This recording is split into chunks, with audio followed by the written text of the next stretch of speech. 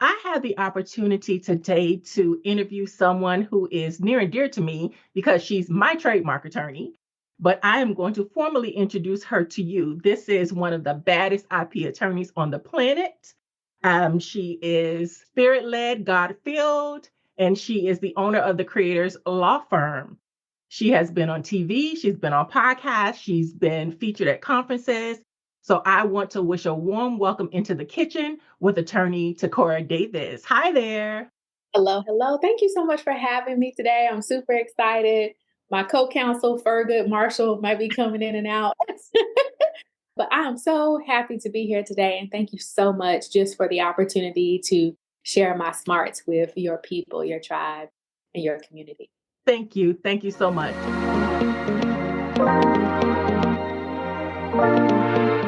Welcome to Talk Like a Brand, the podcast where we're serving up fresh insights and strategies to make your brand look as good as it tastes. I'm Peachy Williams, the brand voice builder and your resident brand chef, here to help you cook up unforgettable brands with a side of fun. Whether you're starting from scratch or looking to add new ingredients to the mix, you're in the right place. Grab your headphones, get comfy, and let's get in the kitchen because it's time to serve up some business smarts that'll leave your brand craving for more. Let's get cooking.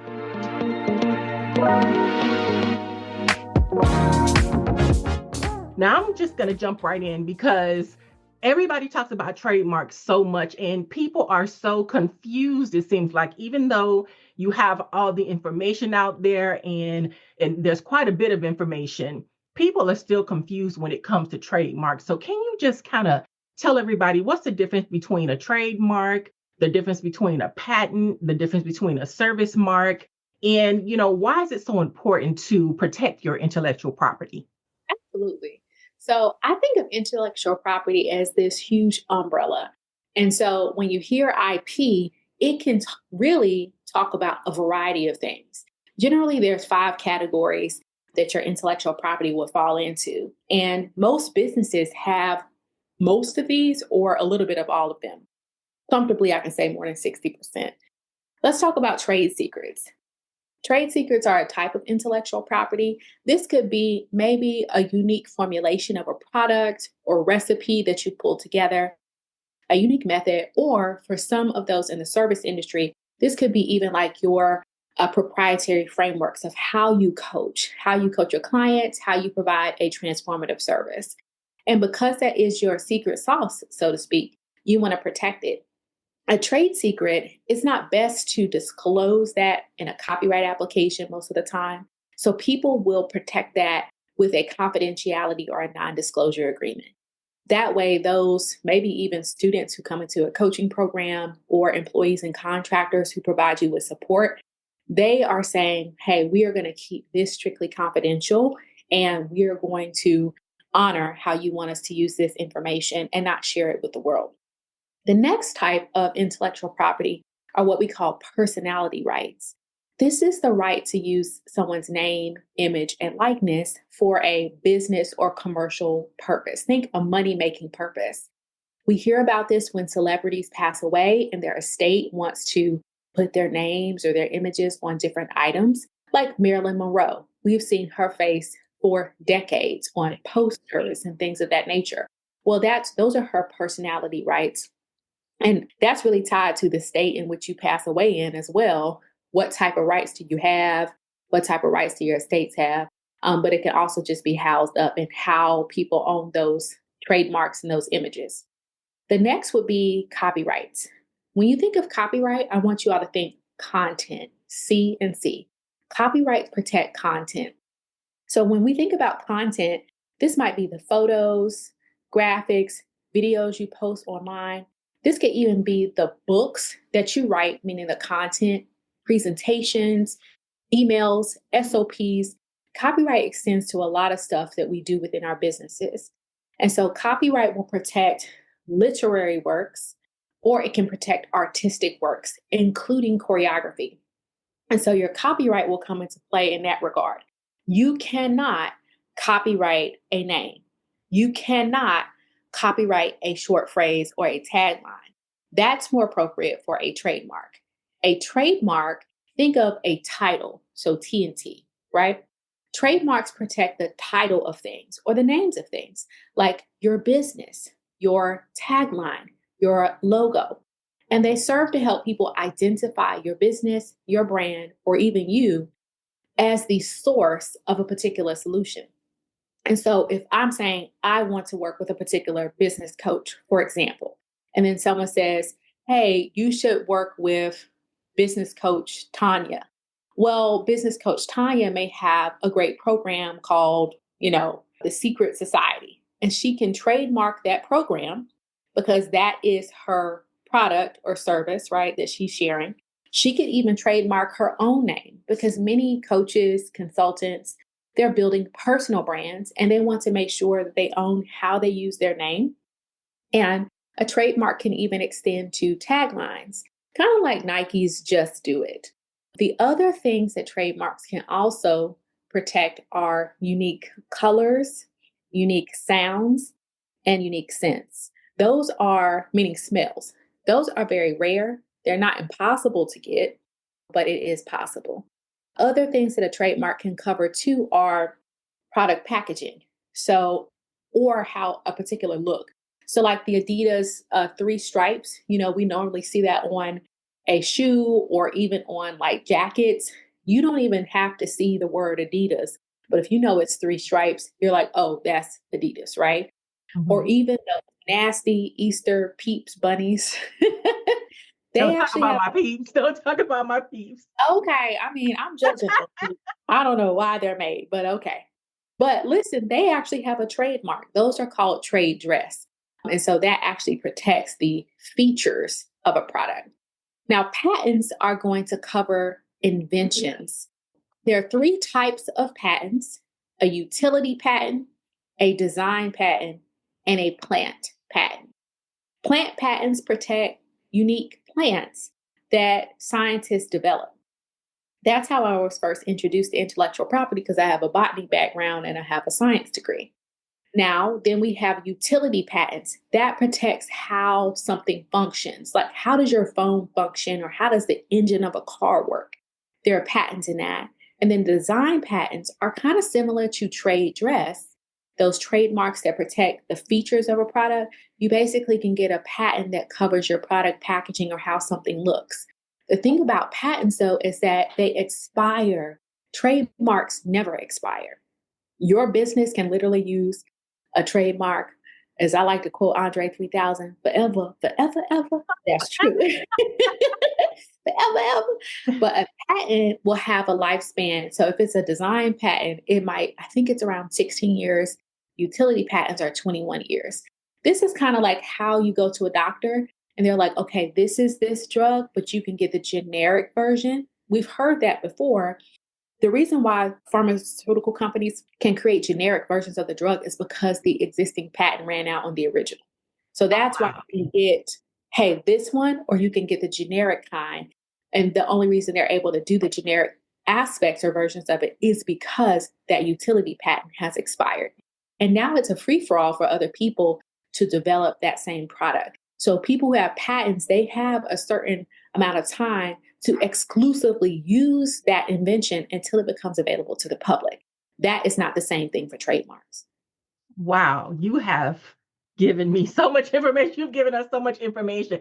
And I think once people listen to this episode, they're going to be like, oh my God, I didn't realize there was so much involved. Because a lot of times you don't hear, when you talk about trademarks, people think logos or taglines, but they don't necessarily think trade secret. So I really appreciate you for talking about the trade secrets because, I think people kind of get it twisted in terms of the things that you can trademark, the things you can't trademark. And people also, I run into all the time, people call copyrights trademarks. And I'm like, no, it's not the same thing. You can't, no, it's not the same thing. Can I trademark my book? No, it's not the same thing. You're going to copyright your book. You're not trademarking your book. As someone who's just starting a business, what do you see as one of the first mistakes they make? And how important is it to actually trademark your stuff? Like trademark your stuff, people, trademark your stuff. Well, I think that, when it comes to protecting your smarts, as I like to say, the main issue that I see is it's really a mindset. There is a difference between treating your intellectual property like an appreciating asset or a depreciating asset? Do you treat your IP like a house, like in a piece of investment property, or do you treat it like a car that you drive off the lot? So we've Right. all heard of, hey, the moment you buy a car and you drive it off the lot, the value immediately goes down. Right. And this will look like if, for example, you have a particular service. See this a lot in the service-based industry. You create a course and you offer lifetime access. It might be beneficial in the short term, but because you did not set it up in such a way where you anticipated the overarching cost of lifetime, now, even though you've been paid once, these people continue to access it. And most people don't really get the full value of the program. They're not incentivized to go through it very quickly. And now you have to shoulder the burden of that ongoing software cost to continue to maintain that lifetime access, as opposed to someone saying, I'm going to give you a 3-month license to the course, meaning a temporary access for you to go through for a limited amount of time. You are still able to give people access to the transformation that you provide. However, you are doing it in a sustainable way where your business can protect the profit. I believe that people do not respect the ideas that God gives them. And because they have a limited mindset and they don't see their intellectual property correctly, they treat it like a depreciating asset as opposed to an appreciating asset.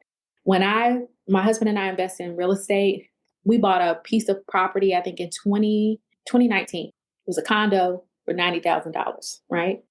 Put tenants in it, all that stuff. If we sold it today, it would probably be in the upper 200s, Hmm. right? So that asset, like, it has appreciated in value. Your intellectual property can do the same if you treat it accordingly, which is also why people like to buy companies. I think another mistake is we don't begin with the end in mind. What is your exit strategy for your business? How does your intellectual property play a part in that overarching exit strategy? So I think that people are so quick to minimize the value of their IP and fail to plan for the future that they do not think about even protecting it because they don't respect it. Oh, wow. That is wow. Okay, so we're talking about appreciating and depreciating in terms of trademarking and the end in mind. But what about those companies that have lasted forever? So we're talking about Hilton, or we're talking about Cadbury chocolate, or even Nike. Those people, they are brands and they have such longevity. In some conversations, people might say, well, they're not thinking of the end in mind. They're thinking about having a sustainable brand that just lasts throughout the end of time. So how do we counteract that? But I still think that's thinking with the end in mind, right? Because the end in mind doesn't necessarily mean that you sell or the company Mhm. acquired. It is, what does success look like? What does it look like if you want to pass this on to someone? And I guarantee you that each of those companies has a very vast trademark portfolio. Nike has multiple trademarks for each iteration of their logo, as well Mhm. as the different products. So you can't go and do an Air Max or a Jordan, right? Even Right. if you put another name at the beginning of it, because they have those names trademarked. Those companies have positioned themselves to be able to sustain the, time, also because they have understood the culture of the people who follow them, who purchase from them, and they created community in such a way that people know and associate that product with a superior quality.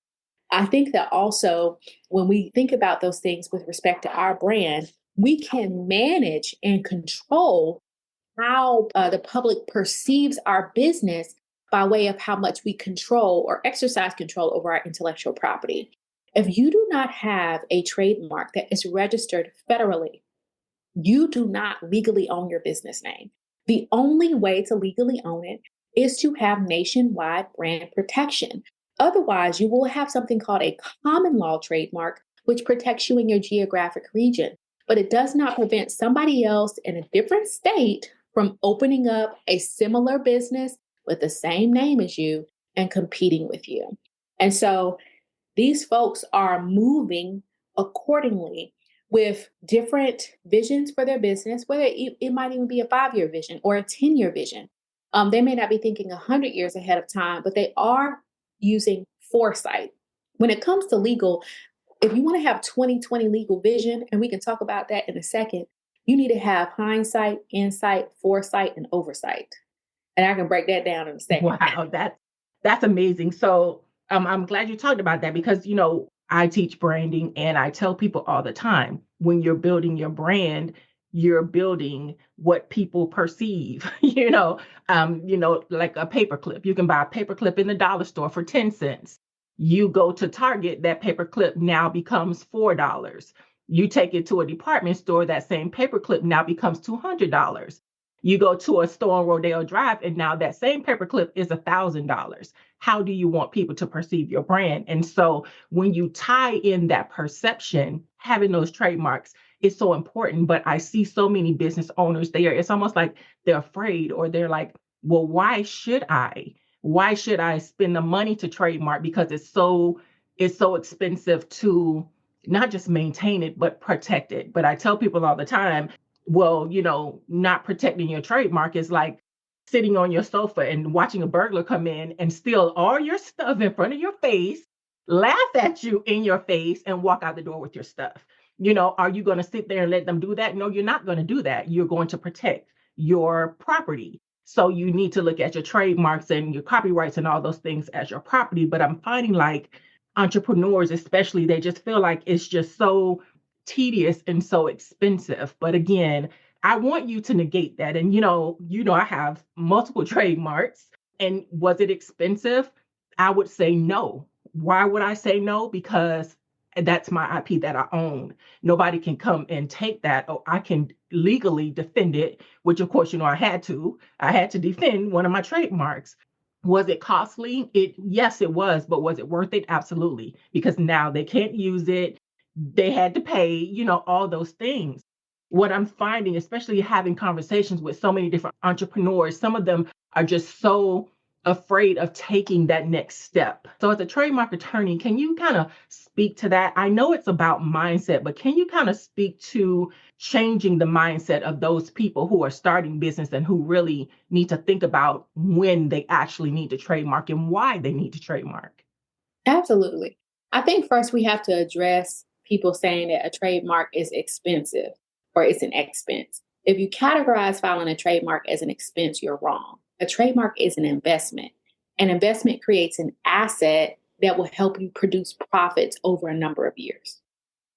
So an expense is just the cost of doing business. It's the cost of operating your business in a fiscal year. If you secure your investment, it's not an expense. I've had this conversation over the past 8 years with people who will sit in my face and tell me that my service is expensive, but you go and you invest in a $30,000 mastermind. Absolutely. You'll go and you'll invest in a $30,000 mastermind or a $2,000 course. But then when it comes to protecting what you created and what God gave you, now all of a sudden you're like, oh, it's so expensive. No, you don't respect what you have. You don't respect the ideas that you have.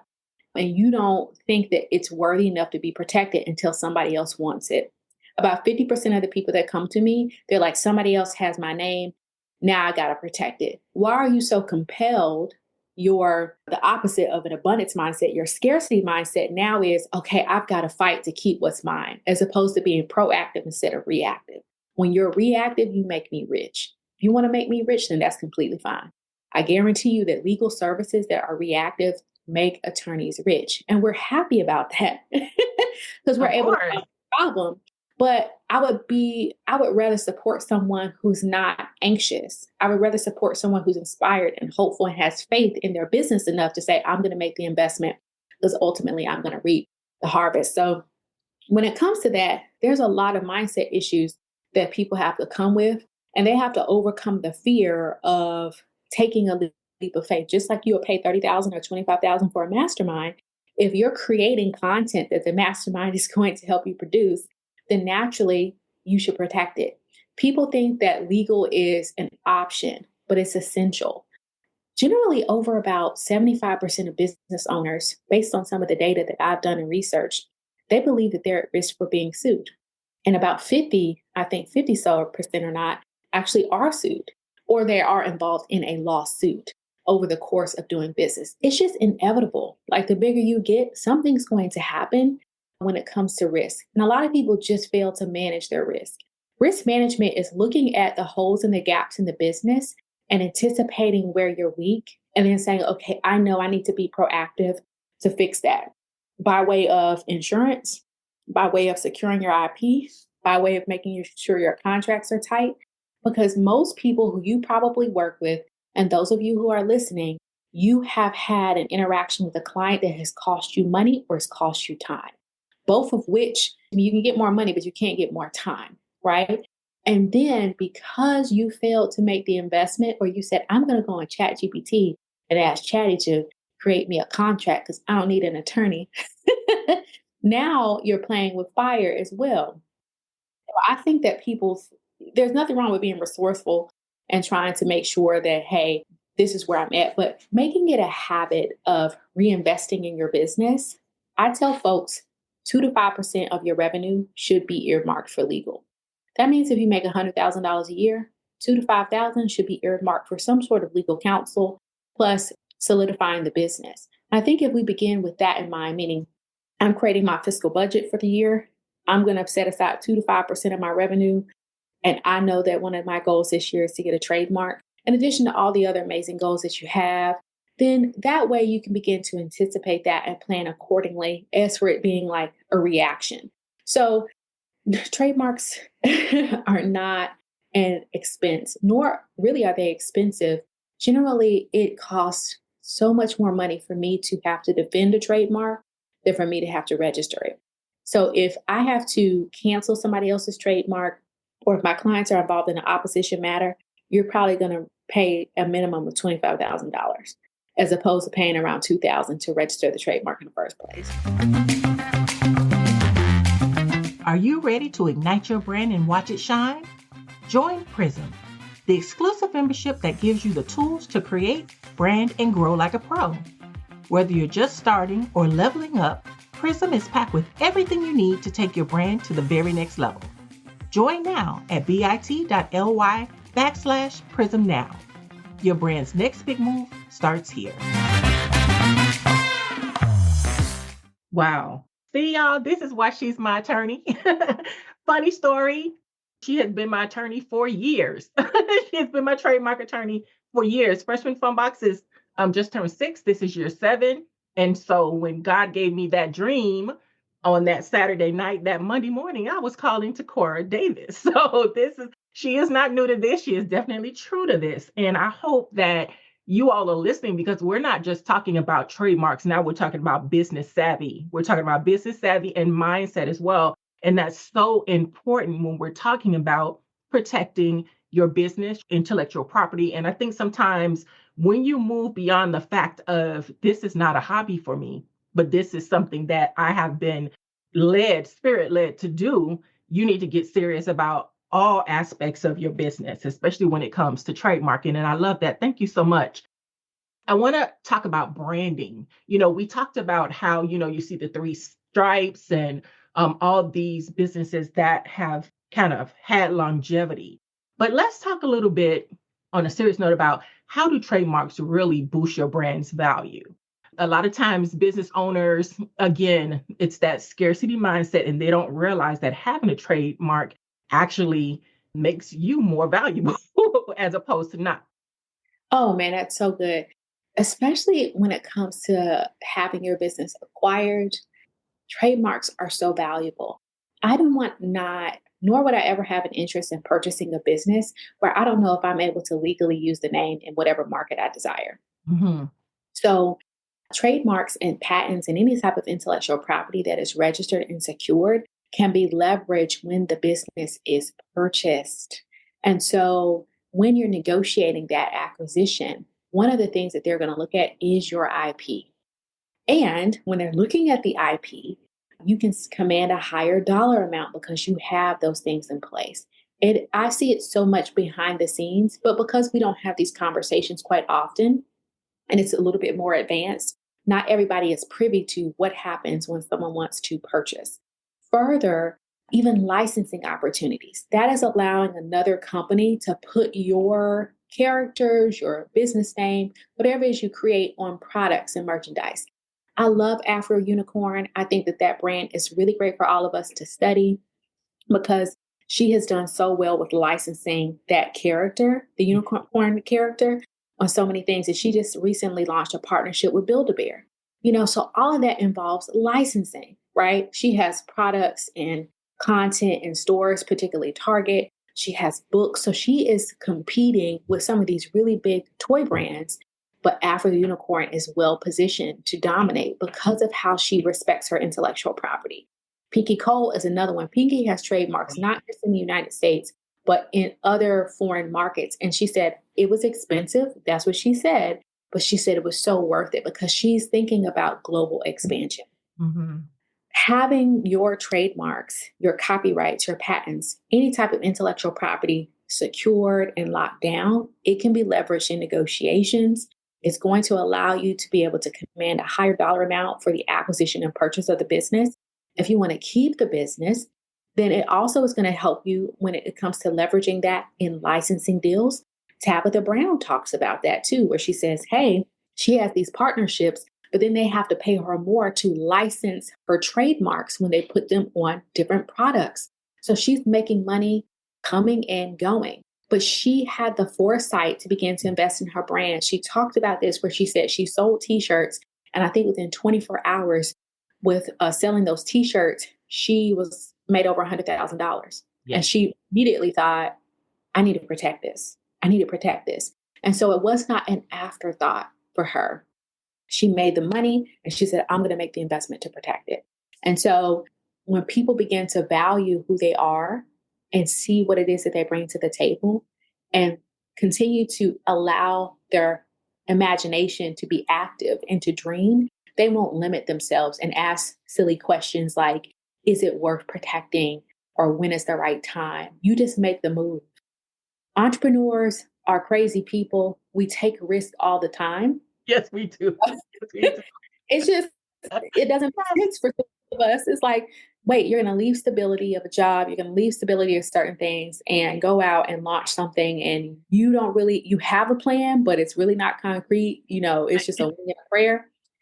That's really, really what it is. And the investments that you make, they pay off. But more importantly, you're investing in you. And I know when I invest in myself, I'm always good ground. I'm always going to get a return on that as long as my mindset is correct. So that would be a few of the things that I would say. And then finally, if you do it right and you do it well, your trademark can acquire so much value that you can use it as collateral for a loan at the bank. So you can assign a trademark as collateral and then get capital. So that's another thing that a lot of people don't even know, a little bit more advanced, but it's totally possible. Okay, that's amazing. So, when should a business think about going ahead and mixing it up and putting it in the oven? When should a business owner say, let me trademark? Like you said, Tabitha realized after she did those $100,000 in sales for the shirts, but I know, the people think the trademark office is so complicated. People don't really realize that there are ways to actually reserve your name even before you use it in commerce. So can we talk a little bit about that? Like, when should someone trademark? When should they get like really, really serious?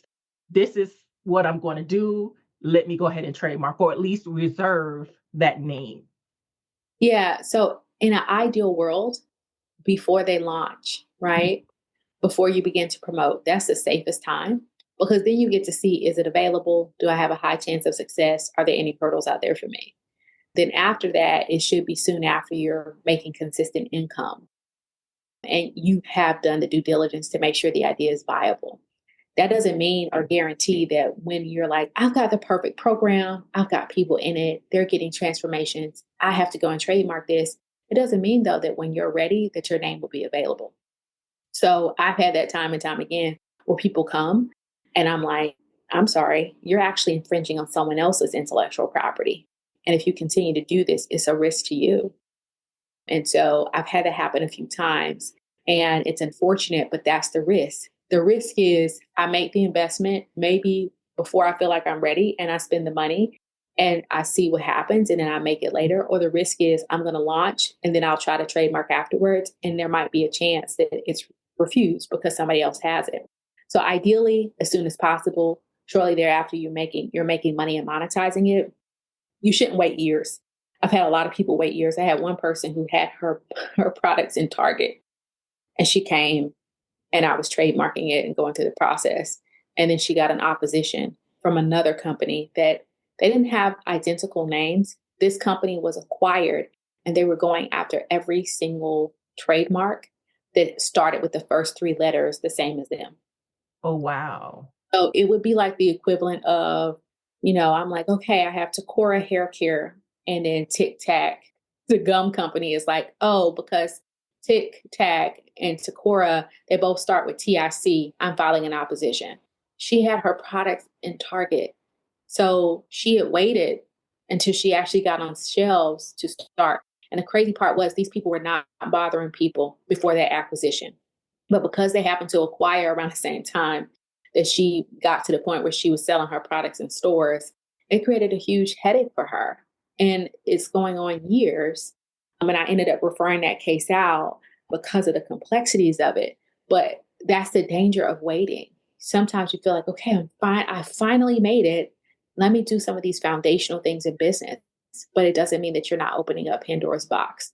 Because when you submit your trademark application on the public registry and attempt to get it registered, you're making a legal step forward saying, I own this.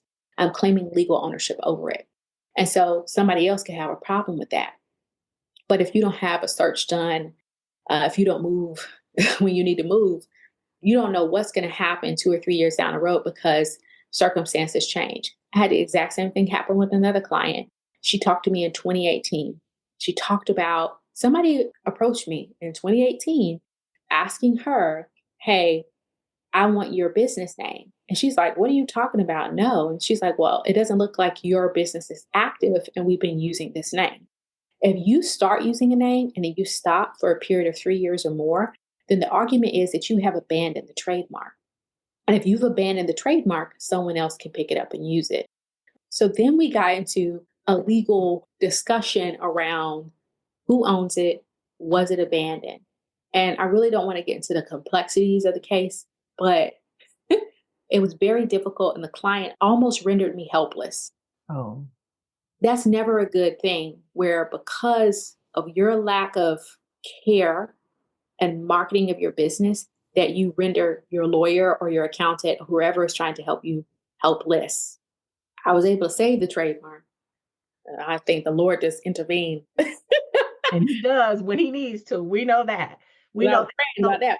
So how long does it take to actually get a trademark from the USPTO? Like in general, we're not talking about whether, if you get opposition and things of that nature, but how long is the process generally after they hire you and you do all the, all the searches and all the things and you actually file the trademark? How long does that actually take?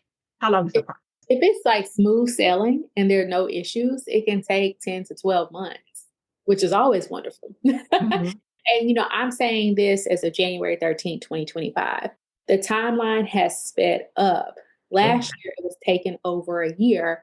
But because I think these new examiners, they're up to speed, they're moving quicker, things are moving faster. But that doesn't mean that if you watch this years from now, that timeline is the same. So as of January 13th, 2025, it can take around 10 months, a little bit more, if, things are moving. And that's assuming that you don't have a prior registered trademark. If you already have a trademark on file, it can go faster. I think the fastest trademark I got was mine because I had my previous trademark on a supplemental, then I pushed it, and I think I refiled it. I think it registered in like 3 or 4 months, but it was because I already had a registration for the same name. So it's no need for it to go through the prosecution. And it went through prosecution, but it was much faster. So yeah. Hey, brand builders, want to take your brand to the next level? Join my exclusive mailing list at bit.ly/collarmail and get the latest tips, tricks, and resources to create, brand, and grow your way to success. It's quick, it's free, and packed with everything you need to make your brand shine. Don't wait, hit that link and join the brand fam today. Okay. And so for people who have trademarks, just because you have a trademark, people, you have to police it, but then you also have to file your paperwork after the 5-year period, correct? And so Ab- how does that work? Because a lot of times people say, "Oh, I have a trademark," and then they think once they get the trademark, all is well, there's nothing else to do. And so for those entrepreneurs who already have trademarks, I need you to listen to this very carefully. It's interesting because not every lawyer is the same. So I stay on as the attorney of record for all my clients' trademarks. We have right now over a docket of around 1,400 that we manage. I notify them ahead of time before it renews. And people forget to keep their information updated with their attorneys.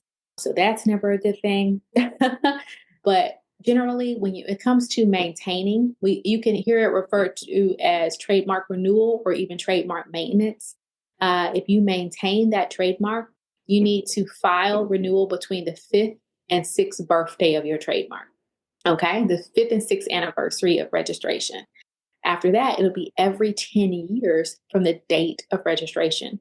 So if your trademark registers in 2025, the first year that you would be able to basically renew with that first renewal is between 2030 and 2031. I think a lot of times people don't know the difference between the supplemental and the principal. So if you're Yeah. on the supplemental, can you move over to the principal, and how does that generally work? No, if you're on a supplemental after a period of use for 5 years, you can still maintain that supplemental registration, but you need to refile the application to get on the principal. And so the principal registry and the supplemental are two trademark registries at the USPTO. And so the principal is really where you want to get if you can. Right? Supplemental is basically a registry that says you're able to register the trademark. This is for descriptive trademarks that like describe a product or a feature of the service. And you are able to basically still use the trademark. You can still use the R, the registration symbol, and that trademark registration on the supplemental will block trademarks that are basically block trademarks that are similar, right? But you cannot take that trademark registration and register it with US Customs and Border Patrol. Why is that important? US Customs and Border Patrol, they police infringing goods that come into the country. And so they're only able to do that if you register your trademark with them. So if you have a brand, whether it be a large clothing brand or inventions, some people will import counterfeit goods and they will put your trademark on it, but you're not able to register that supplemental registry with the US Customs and Border Patrol. You can do that on the principal. The principal really gives the presumption that you are the legal owner and all the benefits that come with that. And you can continue to maintain that trademark on there as long as you're using it and policing it. You can lose your trademark rights. It's called genericide. It's like homicide for trademarks, but genericide happens when your trademark becomes so generic that it no longer functions as a trademark. The whole purpose of a trademark is to help people identify your brand. But if you let your mama and everybody else and your 5011 cousins use your trademark, then it dilutes the power of it. It dilutes the distinctiveness of it. And the trademark office will argue that because you have failed to police it, that so many other people can use it as well. And so that is the issue with the supplemental. You have to heavily police that trademark over that 5-year period. Okay. Well, this has been very informative. And there are so many things that we can talk about, but y'all need to follow her and hire her if you want to know more. Is there anything else that you would like to share with us in terms of the trademarking process? I think that, with respect to the trademarking process, it is so essential to the health of the business and longevity of the business. And I want people to think of trademarks in the same breath as they talk about getting an LLC or, getting your EIN. Trademark registration should be within the depth of that same conversation as opposed to something where you say, I can do it later. Further, other people who are telling you to do it later, most of the time, they don't have a trademark or they don't respect their IP or they don't really have big brands, Right. nor are they trying to build big brands. And so you need to make sure that you surround yourself with wise counsel as well as wise company. And there's a difference between wise counsel and wise company. Wise company are people who are maybe in the trenches with you you started your business around the same time. You guys are experiencing the same type of problems. Whereas Wise Counsel are coaches and consultants and leaders like Peachy and even attorneys and accountants who advise you from their seat of expertise of what should happen in your business. And so you need both, but I don't look to my friends and my colleagues and counterparts for them to answer complex questions. When I had a $50,000 tax bill, I wasn't asking my friend who made $250,000 a year when I had made over a million. Mhm. We're not in the same boat. Doesn't mean that I'm better than them. It means that we don't have the same problems. And I Right. The really, problems are exponentially different. they were very different, right? And I was like, Yeah. I can talk to somebody else. I really need to speak with somebody else who can advise me appropriately, not from a seat of, oh, this is what I did. No, no, no. I need wealth counsel. I need a tax strategist, right? And so make sure you surround yourself with wise counsel and wise company. And then, more than anything, treat your trademarks and your IP as an investment that can yield profit, recurring profit over time. You have to change your mindset around how much access you give to people when it comes to your ideas. These are things that should be kept closely guarded, not because you're fearful that someone will take it, even though a little bit of fear is wise, but more so that you can fully flesh out how you want to use it, how you want to monetize it, how you want to protect it, and make sure you're seeking wise counsel. So that would be what I would leave you with, because I work with people who get that. I'm not in the business of convincing someone of, well, why should I hire you? Or why should I get the trademark in the first place? Please get off my phone. Okay. We're not Right. having these conversations of Right. should do this. Like, I work with people who are like, I created something really amazing. I know my product is going to change the world. I need to make sure it's protected. And I want to work with you because you are the best, if not one of the best. And so those are the type of people that I work with. If someone is confused about whether or not they should do something, then I'm probably not the attorney for them. But I work with people who are legacy builders. My clients, they create legacies. They're pioneers in their industries. They're thriving in their purpose. They're ambitious professionals. Those are the type of people that I work with. And so I would just say that work on your mindset and begin to see yourself correctly and ask the Lord to fix that if you have a fractured focus about who you are. And then I think that that will help you and nurture you into saying, okay, I have to respect what He has given me to create and I need to move accordingly. Yes. Ooh, that was a mouthful. You know, thank you so much. I thank God for this conversation and I thank God for you because as you all can hear, she pours into you. She's just not trying to take your money. She's trying to help you position yourself in your God-given purpose. And we all need people like that. And so before you tell everybody how they can get in contact with you, can you kind of just give us a short story on how you came up with the creator's lawyer Oh, name? goodness. Yeah. So, with respect to that, how I came up with the name. So, I was working with another lawyer in 2016, and it was a really toxic work environment. It was really, really bad. And it was just not good. It was not good at all. But I knew God had called me to be an attorney. I knew He had called me to do a lot of great things.